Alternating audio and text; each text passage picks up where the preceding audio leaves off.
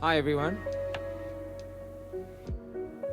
Hello, so my name is Mark and with me today is Alex. We are both solution architects out of the EMEA region and we work with startups there. So what we've learned from working with the startups is that either they don't know about the AWS Well-Architected framework or they're not using it early enough in their cloud journey. Typical conversations that we end up having with customers include things like, how can I reduce my costs? Or my business is growing and I need to scale. Can you help me build a scalable architecture? Or the really bad one we have is, I had an incident and my system was unavailable for 3 hours. How can I prevent this from happening again?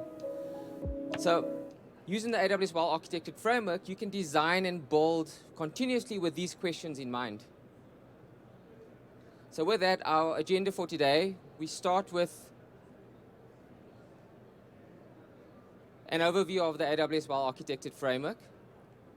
Then we'll go through each of the 5 pillars that actually make up the AWS Well-Architected framework. And finally, we'll have a look at the console tool and API for actually running an AWS Well-Architected framework review. So before we do that, so why does the AWS Well-Architected framework exist? The most important reason is that we want you to be successful when operating your workloads on AWS. So based on our past experience helping customers build architectures on AWS, we've helped them identify best practices and core strategies for successfully building solutions on AWS. AWS Well-Architected is more than just a tool. It's actually a mechanism for your cloud journey. It allows you to learn the best practices as well as strategies for architecting in the cloud. And then also allows you to measure your architecture against those best practices using the AWS Well-Architected tool. And next, and the final part is about how can you improve your architectures. It helps you identify high risk and medium risk issues that you'll use to actually improve your architecture. But most importantly, as a startup, you want to minimize the risk of those irreversible decisions early in your design process. So it helps you better gauge the state of your architecture and also help you create improvement roadmaps that you can build into your future plans. So I mentioned that the AWS Well-Architected framework has 5 pillars. Each of those pillars has a published white paper along with an overall approach and design principles for each of them. And also you've got a set of questions for each of the pillars. These questions help guide you based on the best practices for that pillar. And while design principles are high level and they generally always apply, when you look at the best practices, you need to understand the right situation that you're in and also when they're applicable and the trade-offs that they bring you. But most importantly, the 5 pillars are the cornerstone and forms the foundation for building well-architected solutions. The design principles, they're your goal. They're what good looks like. And then the questions for each of the pillars, they're there to guide you through the well-architected process and kind of like it's the medium for extracting the information about your architecture and also comparing your architecture to the best practices. So let's take a look at the 5 principles. As I mentioned, when you incorporate the 5 principles, it helps you produce that stable and efficient system that you want to create.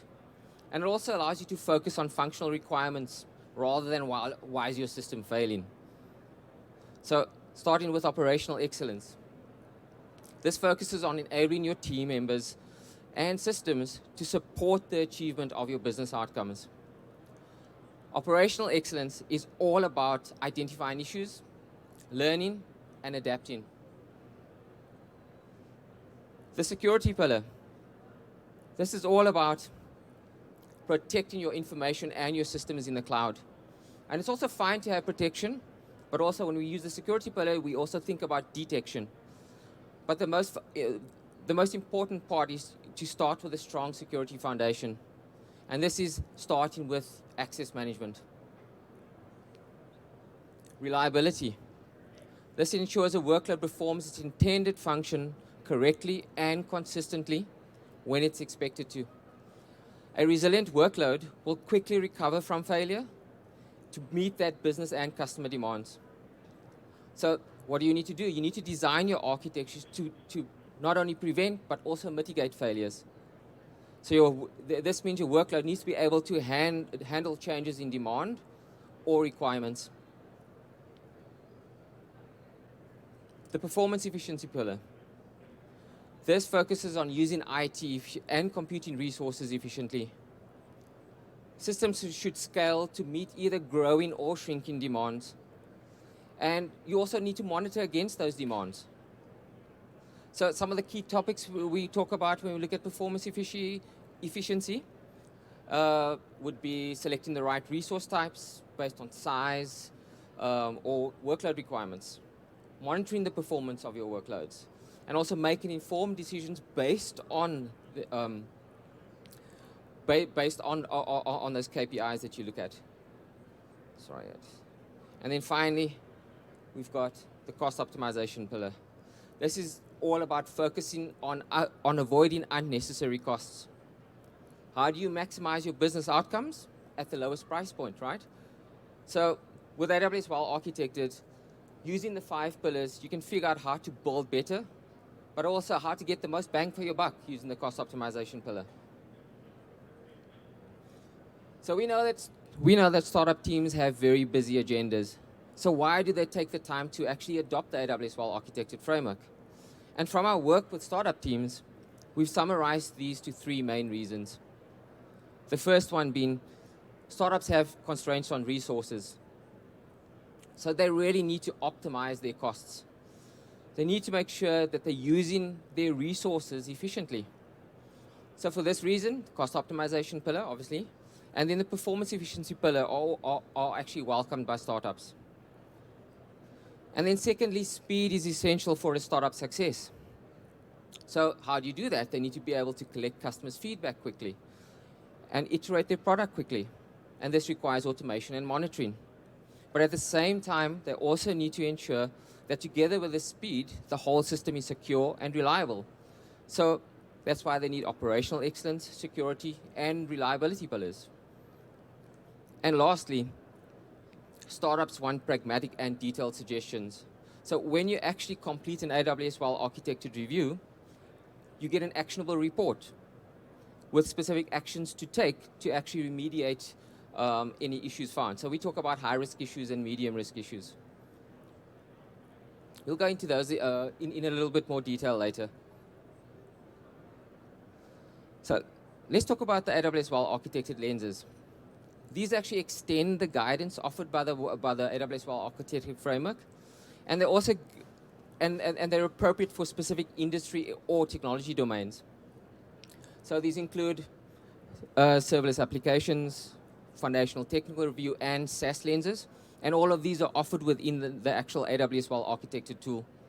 So to fully evaluate a workload, you generally use the 5 pillars of the Well-Architected framework, as well as any applicable lenses if they apply. So I mentioned the AWS Well-Architected tool. This is what we use in the actual console, AWS console itself, when executing the Well-Architected process against a specific workload. Why do we do that? All your details are stored securely in your AWS account. But it doesn't mean it's only there. You can share your workloads, or you could do or have collaboration on the review process or the remediation steps, and you can do that through workload sharing. And then we also have the API for programmatic access. I'm going to hand over to Alex now, who will start exploring the pillars in more detail with you. Perfect. Thank you, Mark. And yeah, now we're going to take a look, a deep dive at the 5 pillars, and try to give you some examples and also some actionable advice that you can use. So starting with the operational excellence pillar, the first of the 5 pillars. So how is it defined? It's defined, you can read it here, the ability to run systems and gain insights into the operations in order to deliver business value and to continuously improve supporting processes and procedures. What does it mean, essentially? It's about establishing the foundations for long-term operations success. And why is this important for startups? It's about running your workloads effectively. if you run your workloads secure, performant, reliable, and cost efficient, this is great and also very important.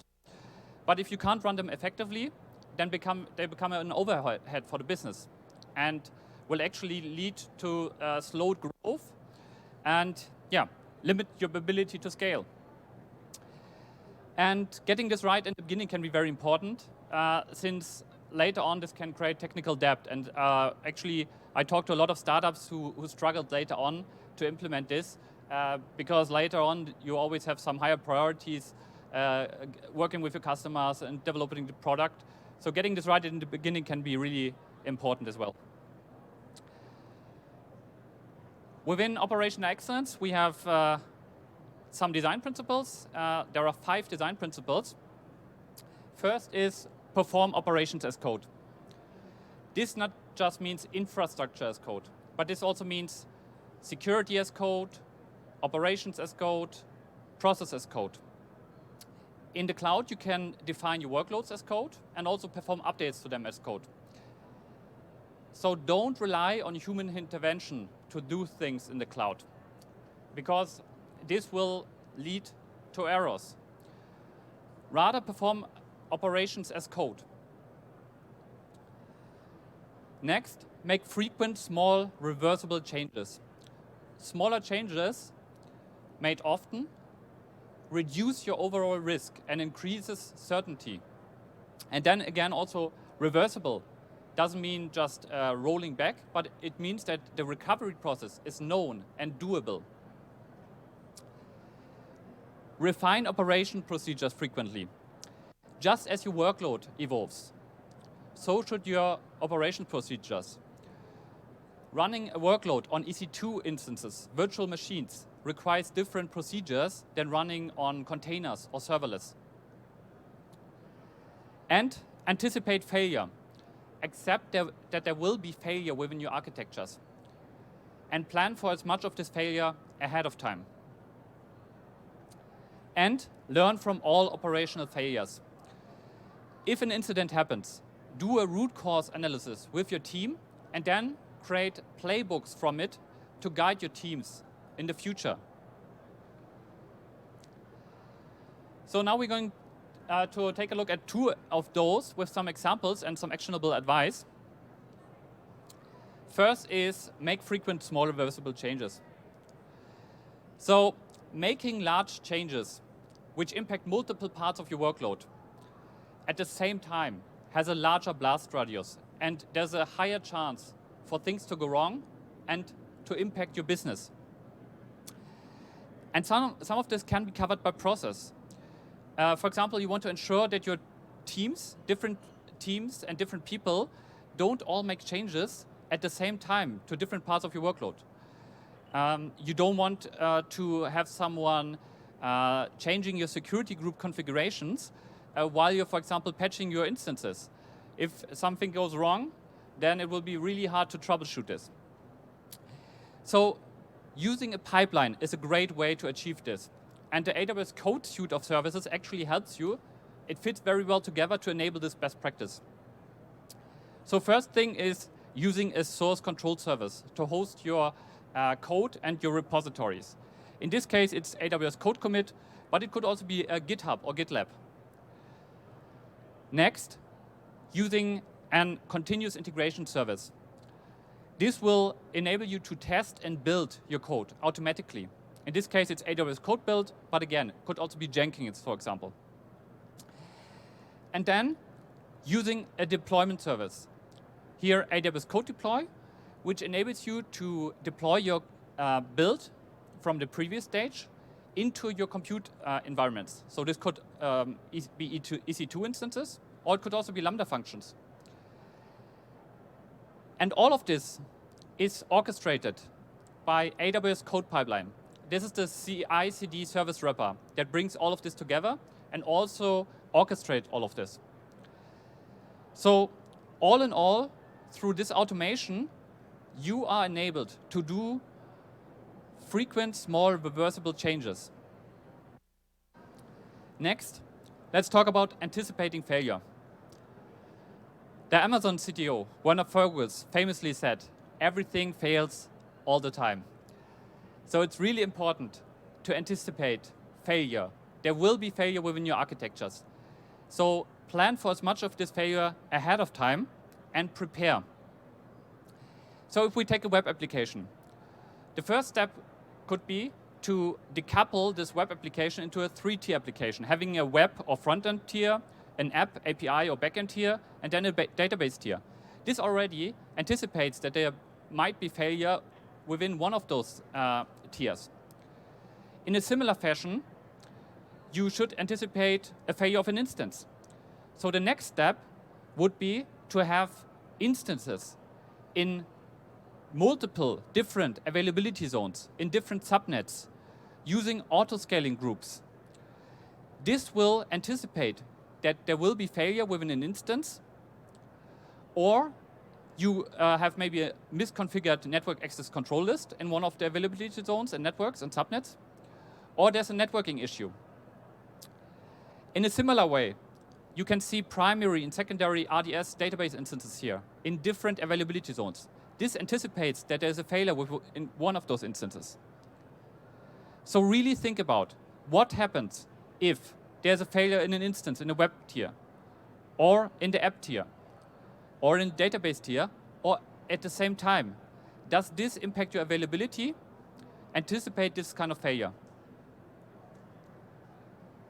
Now we're moving to the second pillar, security. Let's dive deeper into it and look at the definition first.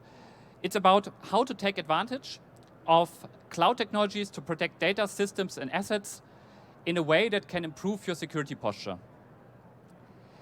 For AWS, security is our highest priority, and that's also the way we encourage you to think about it. You're a startup, and you might be thinking, well, we're busy building our product or getting customers. But it's really important to get security right from the very beginning, as incidents could lead to financial damage or reputational damage, or lost customer growth, and ultimately to slowed growth.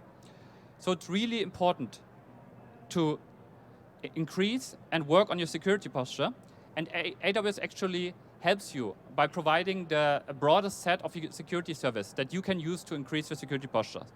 And now we're going to talk a little bit about some of the design principles.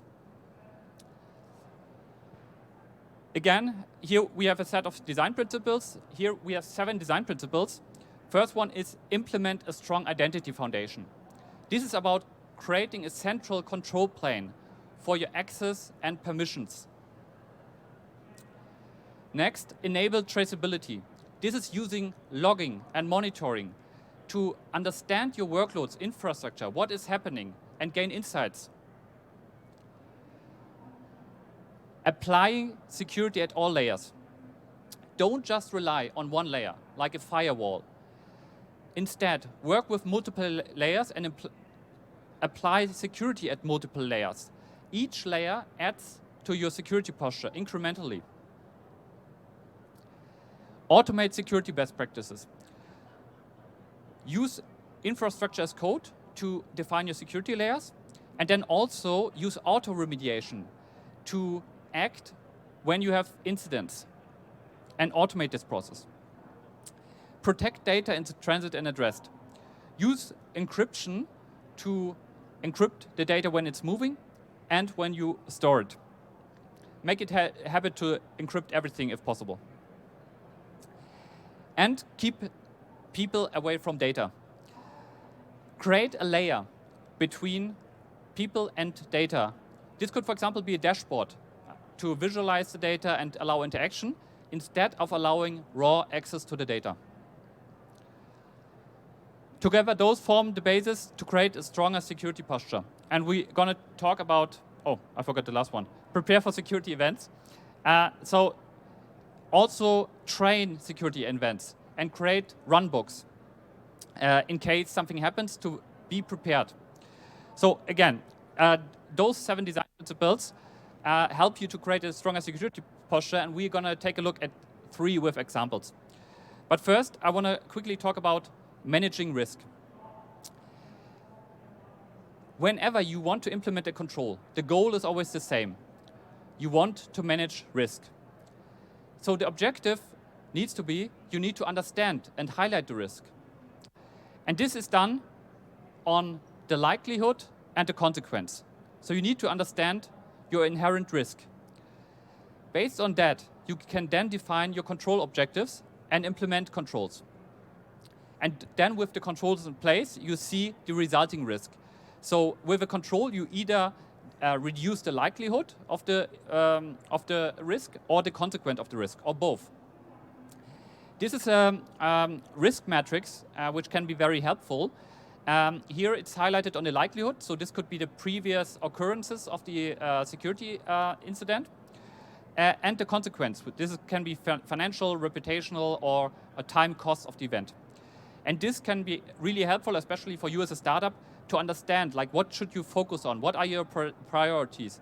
And of course here like critical and high should be your most important control objectives and controls you should implement. Then, to achieve risk management, you should follow a layered approach. And each layer adds incrementally to your security posture. And understanding the AWS shared responsibility model is your foundational layer, because this will give you knowledge about what AWS is responsible for and what you as a customer are responsible for. AWS is responsible for security of the cloud. This is the physical infrastructure, the data centers, the building blocks for compute, storage, database, networking. You will find the same security isolations that are deployed in traditional data centers. So physical data center security, separation of networks, isolation of hardware, and so on. However, due to AWS scale, it allows significantly more investment into security isolations and security policing and countermeasures than almost any large corporate could afford on their own. As a customer, you're responsible for security in the cloud. So this is your workloads and the applications and the customer data that is deployed in the cloud. Here you have the flexibility to put more emphasis on those parts which are working with sensitive data. Or you could adjust accordingly for other parts where the data is less sensitive. All customers inherit a set of best practices and policies and architectures that have been built to satisfy the needs of the most sensitive customers in the world. And additionally, you can benefit from broad range, the broadest range actually, of security services that help you to increase your security posture. So let's talk about implementing a strong identity foundation. For your strong identity foundation, there are two key concepts that apply. First, you want to have a centralized identity management and eliminate the needs for long-term user credentials, like a username and password. And you want to apply the principle of least privilege and use separation of duties.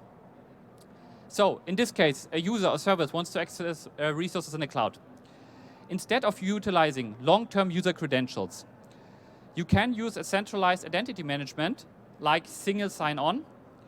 AWS Single Sign-On is actually a service that helps you to federate access into AWS. And you can use, this enables you to have temporary credentials.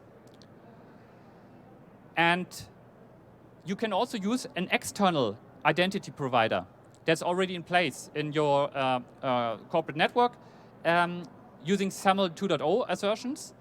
Or you could also use social identities. So for example, Amazon, Facebook, Google. This is especially common for startups, of course.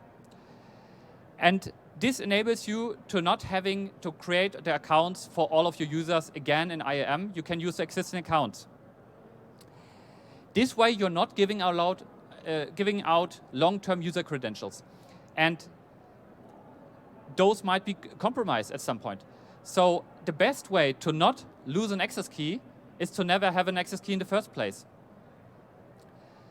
Additionally, this approach also enables you to easily scope down your access. You can use IAM to limit for different environments and different applications and use the principle of least privilege. Next, apply security at all layers. So make sure you make full use of security at multiple layers in your infrastructure and workloads. So, for example, using Amazon Route 53. Then use Amazon CloudFront where possible as a CDN. This has hundreds of points of presence around the world and enables you better performance and scalability, but it also adds protection against denial of service attacks. And also against web application attacks with the integration of AWS Web Application Firewall. This, for example, can protect you against SQL injection attacks.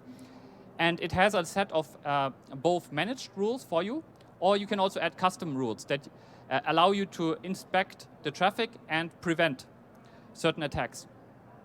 When it comes to your VPC and network, make sure to reduce your attack surface. So this could be by having only the application load balancer in the public network, then make good use of network access control lists to scope down who could access the networks, and then work with a private subnet for your sensitive parts. So, of course, your database, where you should have a security group configured to only have access from, for example, your API or backend servers. It's rarely, almost never a good idea to have like the database accessed or accessible publicly from the internet. So, yeah, apply security at multiple layers. And last stop here is a quick win for your startup. Easily protect your data in transit at rest. AWS provides the tool for encryption, both in transit at rest and either default or just with a few clicks. So, for example, taking S3 as a service or RDS or DynamoDB. They all help you to encrypt. They natively support encryption. And for example, S3, you can simply enable server-side encryption. For other servers like DynamoDB, it's actually the default, so it's on by default. Make it a habit to encrypt all the data where possible. And the decryption is done transparently, and you can switch the encryption keys at any time. It integrates with AWS Key Management Service. When we're talking about server-side encryption, AWS Key Management Services is seamlessly integrated in a lot of the AWS services. It allows you to either use a default master key, to use a custom master key, both managed by AWS, or you could also bring your own key. And of course, you can also add client-side encryption to the mix. When we're talking about the data in transit, you should really encrypt all the data when it's moving. And here it's about wrapping another layer of protection around your data when it's moving. And this can be done with SSL and TLS certificates, of course. And those can be created and managed with AWS Certificate Manager, free of charge. And it integrates with many of the AWS services like Amazon CloudFront, or also Elastic Load Balancer and API Gateway. Now handing back to Mark to continue with the reliability pillar.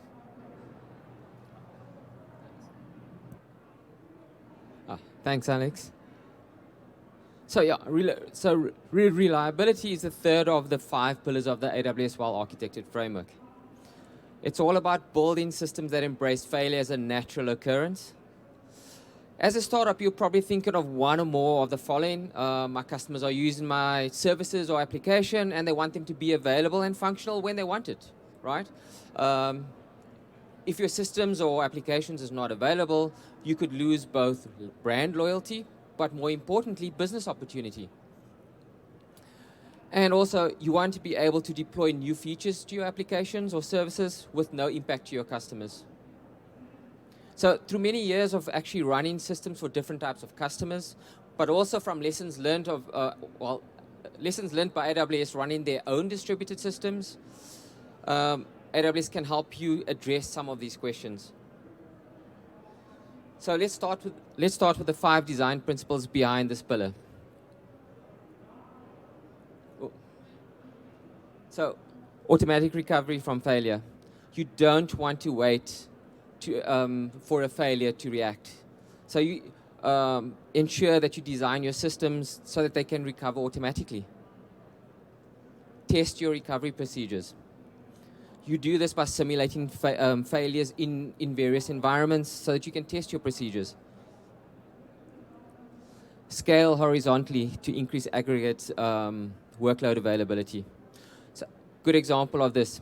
If you're using EC2, rather than using one large instance, use multiple smaller instances. This lowers your risk because you don't have a single point of failure. Stop guessing capacity. Yeah. So before cloud, we had to guess our infrastructure needs because we had to purchase hardware before we could start running applications, right? So, but now what we can do is we can use KPIs and fine-tune our infrastructure. So in the past, we would either make the mistake of either over-provisioning or under-provisioning. If we were over-provisioning, we'd be underutilizing our resources. If we're under-provisioned, then we have to go and purchase more resources. Next, manage change in automation. Try and automate everything where possible. Why do you want to do this? You want to reduce the risk of human error. Let's explore two of these principles with some examples. So let's start with our first principle, automatic recovery. So as a startup, why should you consider automation? We keep talking about that. So let's look at a scenario. There's a failure in your application. So consider this. If you've got to call someone, wake them up, something's happened in the middle of the night, you've got to wake them up. They've got to read what's happened and they've got to do an investigation before they can start remediating. You've lost valuable time and your application's unavailable. Or even worse, you're the only, typically for a startup, you only have one technology person. So it's going to take long if that person has to do everything manually. So what should you do? By monitoring workloads for key performance indicators or KPIs, you can measure your business value, and based on that business value, you can trigger automations. If a threshold is breached, so for example, number of requests coming through to your application server, the number of requests could determine how much money you're making, as an example. So when you reach a certain threshold, you can use that to scale up or scale down.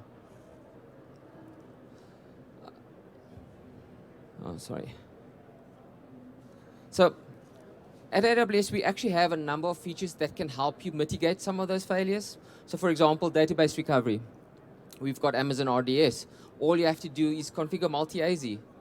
And what this means is that if your primary node in your cluster fails, then the standby will actually be promoted to the primary. Our global DNS service, Route 53. This automatically routes traffic to a different region if a particular region becomes unavailable.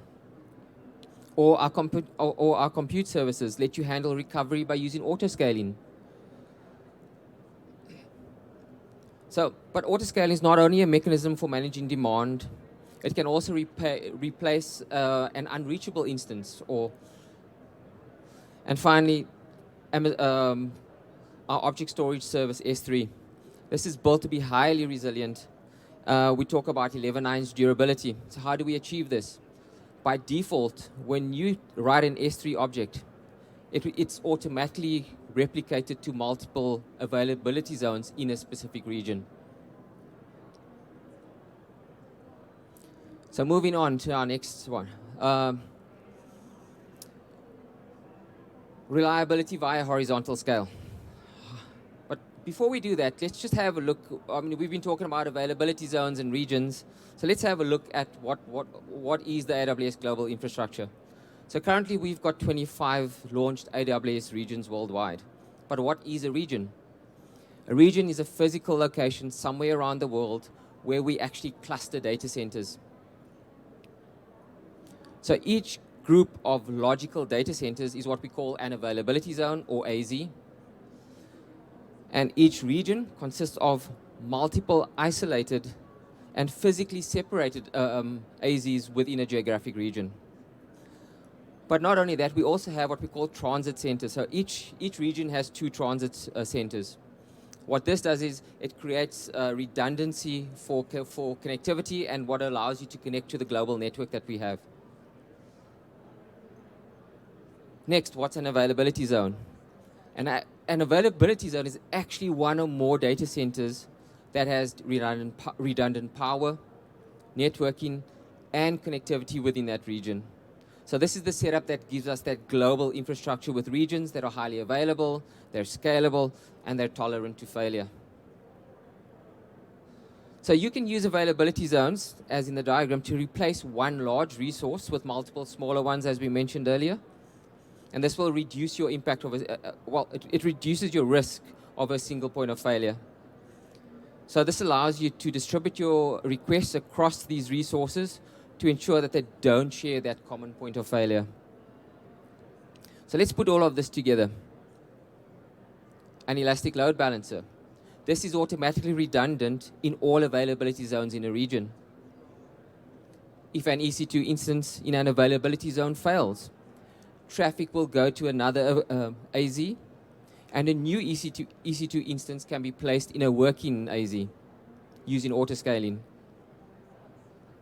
If the primary node of your database cluster fails, the standby is promoted to primary, and all you have to do in RDS is configure multi-AZ. And then we've got services like S3 and DynamoDB. These automatically replicate data to multiple availability zones, and they're providing you that high availability and data durability. So I want to give you an example. I've actually worked with customers startup customers that are just starting out, and they don't want to run multiple EC2 instances. However, I still say to them, you want to configure that EC2 instance behind a load balancer and with multiple availability zones. Even if you're only running that one, why do I say they have to do this? If there's a surge in demand, at least the autoscaling can take care of adding new instances if you require them. But from a reliability perspective, if that single EC2 instance fails, autoscaling can replace that. And that will ensure that you've got minimum downtime. So let's move on to the fourth pillar, performance efficiency. So this is all about focusing on using compute resources efficiently to meet your requirements and being able to maintain the efficiency as your requirements change or your technologies change. So, but why is this important to startups? Think about this. As a startup, you want to be able to demonstrate to investors and business partners that you are maximizing the utilization of your resources, or you want to demonstrate your potential for growth. So you want to have compute resources that are ready to scale based on your demands.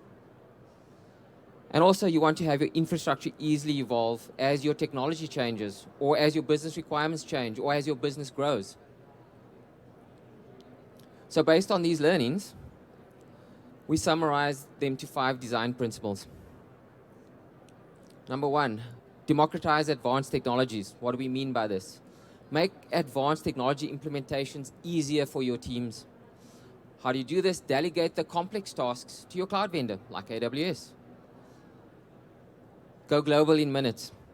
You need to design your technologies to allow you to scale geographically, because as you get more customers from around the world, you want to make sure that they all have a good experience. So for example, you can deploy your workloads in multiple AWS regions around the world, and this allows your applications to also have a lower latency and a better experience for your customers. Use serverless architectures. We generally recommend this for startups. Why? Because it removes the need for you to manage virtual machines or any physical servers for those traditional compute activities. Next, experiment more often. If you design your infrastructure, or if you design your architectures with virtual infrastructures and automated processes, then you can quickly iterate, because what you can do is you can do comparative testing, you can use different instance types, you can use different storage, you can use different configurations, and you can easily test them. And finally, consider mechanical sympathy. What I mean by this is use a technology approach that best aligns with your workload goals. Like for example, consider data access patterns when you're selecting a database or a storage approach. So let's look at 2 of these principles. So I mentioned that serverless architectures remove the need for you to run and maintain those physical servers or virtual machines. let's take an example. If you've got a workload that's got to run once a day or it's got to run every hour, rather than running an EC2 instance that you're paying for all of the time, you can run a serverless computes like Lambda or Fargate that will only run when you need it. So either every hour or once a day. This way you better utilize your resources, and you've also got less management overhead. But serverless is more than just compute. And it isn't just Lambda. I'm sure that's the first thing that everyone thinks about. Any service where you are not managing servers is serverless. Serverless services come with automatic scaling, built-in high availability, and a pay-for-value billing model. A common example that customers are using, and they don't even realize it, is S3. If you think about S3, it provides almost unlimited storage, and we spoke earlier about 11.9's durability. And you only spend you only pay for what you use. And if you think about it, you don't have to worry about managing infrastructure when using S3.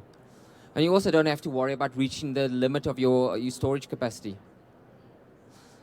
As you can see on the diagram, we've got serverless services for compute, storage, and integration.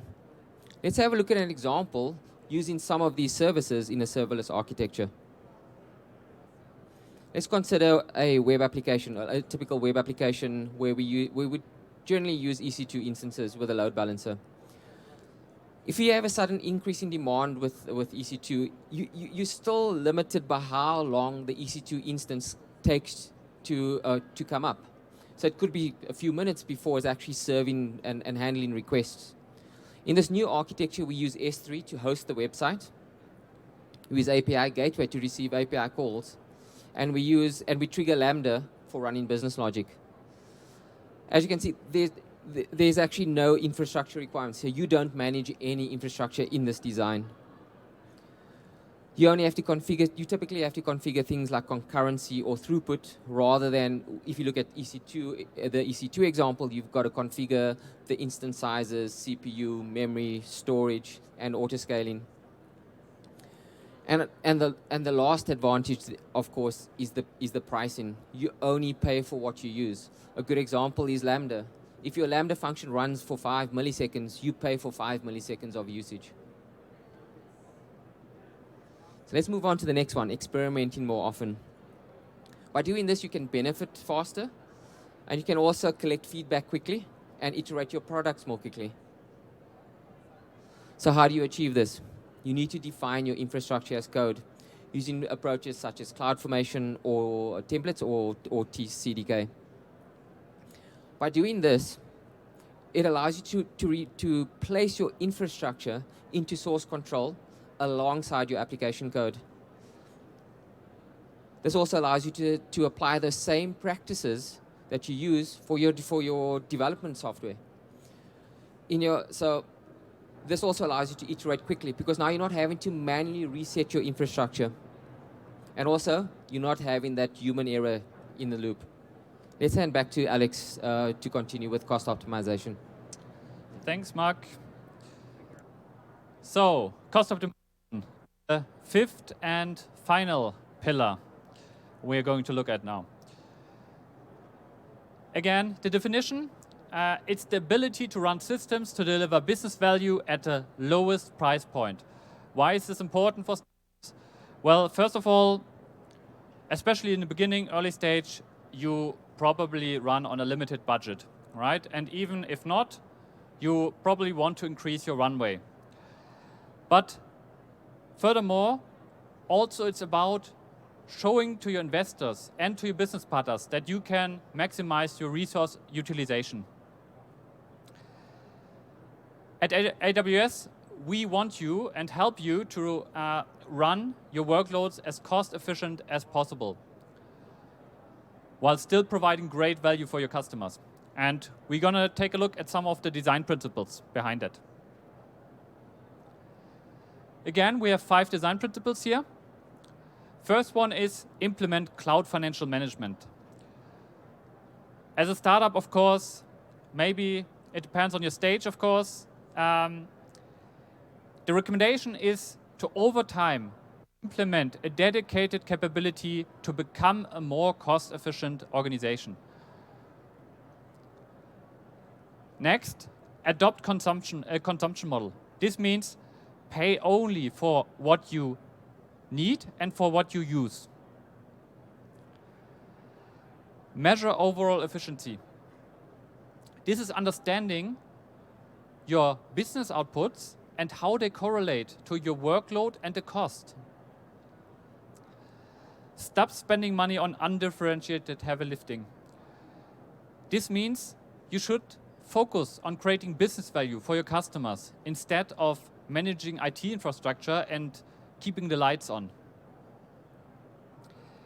And analyze and attribute expenditure. So understanding how the cost relates to different workloads and different parts of your workload. For example, using cost allocation tags, so tagging to know and correlate those costs. Let's again take a look at two of those principles now. First, adopt a consumption model. This basically means pay only for the computing resources that you require. An example, a production environment usually is required 24/7 all year long, right? So it's running day and night because there could also be users in the night. But then you have maybe a development or test or staging environments, and they are only used during business hours. But oftentimes, they are also kept running 24/7 because no one cares to turn them off. So the first step could be to simply terminating those resources when they are not used. This can already lead to up to 70% savings or 40% overall when we take this example here. So what are the takeaways here? First of all, terminate resources that you don't use. Second, also right-size those resources that are over-provisioned. So understanding if they are utilized in a good way. For example, the development and test and staging environment probably don't need the same instance size as your production environment. And lastly, automate this process. You don't want to rely on someone manually turning off the EC2 instance at the end of the day, but rather you can automate this, and EC2 and RDS are two examples who have this built in. So you can terminate those and turn them on and off again on a schedule. Next, and one of my favorite, is stop spending money on undifferentiated heavy lifting. So AWS already does the heavy lifting when it comes to data center operations, physical infrastructure, stacking, racking, and so on.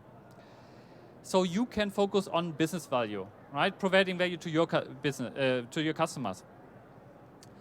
And in a similar way, this relates to the infrastructure in the cloud. So of course, you can manage your own infrastructure. You can manage your own clusters. For example, you want to set up a database, you can manage your own database cluster running on EC2 instances.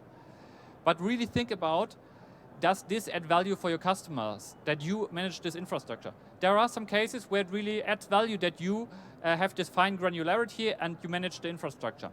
But oftentimes it does not. And in those cases, it can make sense to use a managed service instead. For example, for databases, using RDS. This will handle all the infrastructure and the patching and so on for you. Another great example is going serverless, as we heard before. So, for example, using API gateway, Lambda functions, and Aurora, where you don't need to manage any infrastructure. So, the takeaway is, think about and identify where are parts of your workloads where you need to where you need to manage infrastructure right now, and think about, does it really add value that you manage this infrastructure, or could it be more valuable to moving to a managed service, which then enables your engineering teams to focus on other parts, right? So managing other workloads or working on the products. Now handing back to Mark.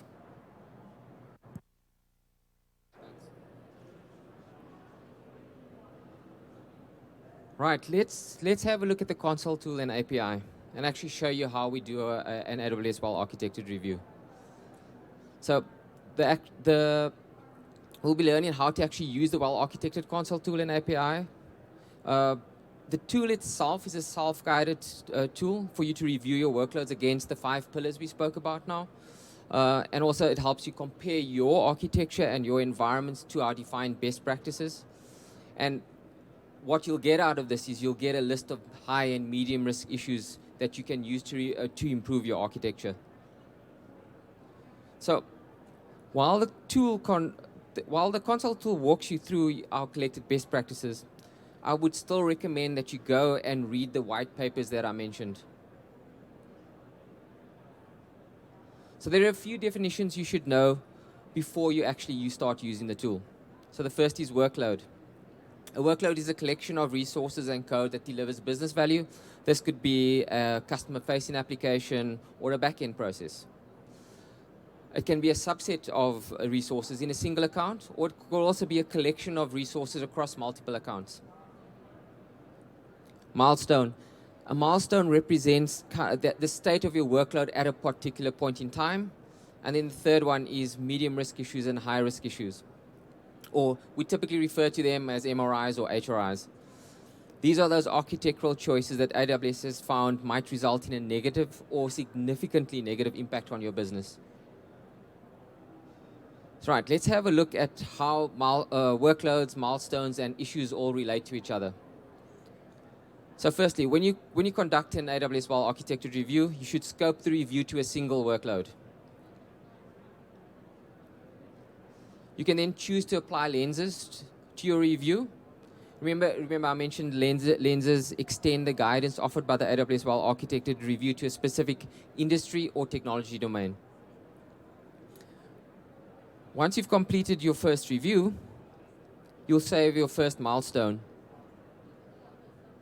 At the end of the review, you'll want to work on remediating those findings we mentioned, those HRIs and MRIs. And also you want to prioritize those remediation based on risk categories. And as you conduct regular reviews, you'll also want to save milestones every time you make improvements to your workload. Something to take note of is that workload reviews should be conducted during key milestones in the product lifecycle, typically as early as possible so that you can avoid those irreversible decisions. Another one is before a go live date, or every time you add new features or you change any technology implementations. Right, so to get started, you'd actually go to the AWS Well-Architected Tool in the console, as we have it there, and you start by defining a workload. You enter all the information that describes the workload, and then if you want, you select any applicable lenses that goes along with that. So now that you've got the workload defined, you can actually start reviewing. And here, you begin by navigating the pillars on the left, as you can see there. And you answer each question that's actually associated with each of those pillars. You check any of the boxes, if they actually fulfill or satisfy any of the conditions. And if you need more details about the question or any of the conditions, then you just click the info links and the information appears on the right-hand side. When you finish answering all of the questions, you can save the review and create a milestone. And then once you've got that saved milestone, you can generate a report. So let's have a look at what a report looks like. Here's an example. You can see it summarizes the medium and high-risk issues found in the workload, along with any specific guidances on how to remediate those issues. And we call those improvement plans. So let's dive deeper into one of the high-risk issues. You can see that the improvement plan has a set of links that you can click on. If you open up one of those links, you can see that you're provided with information on how to implement that part of the improvement plan. So in this way, we not only help you identify the areas for improvement, but we also provide you the detail on how to achieve that improvement. Next, so in addition to the console tool, we also offer an API for programmatic access. And you can use this to extend the functionality by automating the process for you. So you can integrate your well-architected data into centralized reporting, you can collect metrics, or you can review workloads, or you can even create or update reviews using the API. So here's an example of API usage. In this example, it's actually a custom report of well-architected reviews. So you can use the API to aggregate the data into a central data lake repository. And in this example, we've actually used a business intelligence tool like QuickSight to perform the actual centralized reporting. So if you look at this method, actually helps the teams analyze a whole organization's well-architected maturity, in this case, across multiple accounts and multiple workloads, as well as maintaining visibility of all the high-risk issues. So let's look at a call to action for everyone. If you want to learn more about the well-architected framework, the 5 pillars, the associated design principles that we mentioned, and those best practices, then start by reading the white papers. If you need assistance with running a review or getting started with a well-architected review, then reach out to your account team. They can also help you find an AWS partner to help you run the review. And finally, log into the console and start doing your AWS Well-Architected reviews. The earlier you do this in your cloud journey, the more likely you are to have a well-architected solution. Thank you from Alex and myself. We'll be on the side if you have any questions, if you want to have any discussions. Please continue enjoying reInvent. And thanks. And on a final note, please remember to also fill in the session survey. Thanks, everyone.